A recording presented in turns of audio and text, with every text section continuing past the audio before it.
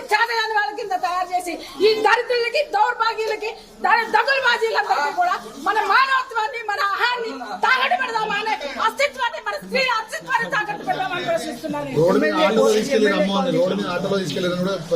ఏమి గతి పట్టిందండి?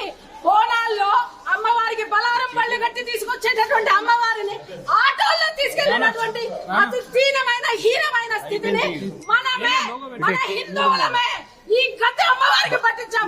సిగ్గుపడాలి మనం హిందువులు అని చెప్పుకోవడానికి, నిజంగా సిగ్గుపడాలి. పసుపు కుంకుమ కాపాడేటటువంటి అమ్మవారికే గతి లేదంటే రేపు పొద్దున నీ పసుపు కుంకాలకి ఏం గ్యారంటీ ఉంటుంది? ఇవాళ పోలీసులు ఎంత దౌర్జన్యంగా మాట్లాడారు, ఎంత హేళనగా మాట్లాడారు. నేను ఒక హిందూ స్త్రీ ప్రతినిధిగా నేను ఇక్కడికి వచ్చాను. అరే ఆడవాళ్ళని పంపించండి అని మాట్లాడితే ఎంత ఘోరంగా మాట్లాడారు. మరి అమ్మవారిని ఏ స్థితిలో పలుగులు పెట్టి కొట్టి ఉంటారు?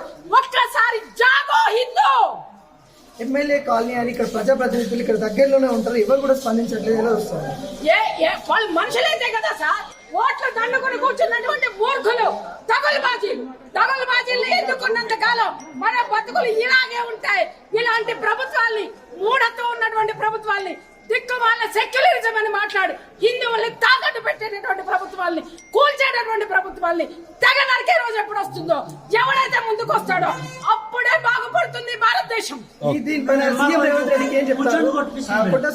ఓటుతో సమాధానం చెప్తాం. నేను ఇప్పటి వరకు రాజకీయాలు మాట్లాడాల, నేను ఎప్పుడు కూడా మాట్లాడాల. ఇప్పుడు కంకణం కట్టుకుంటా, ప్రతి ఒక్క హిందువుని జాగృతం చేస్తా, ప్రతి ఒక్క హిందూ స్త్రీని జాగృతం చేస్తా. ఓటుతో బుద్ధి చెప్పకపోతే అప్పుడు మాట్లాడతా నేను.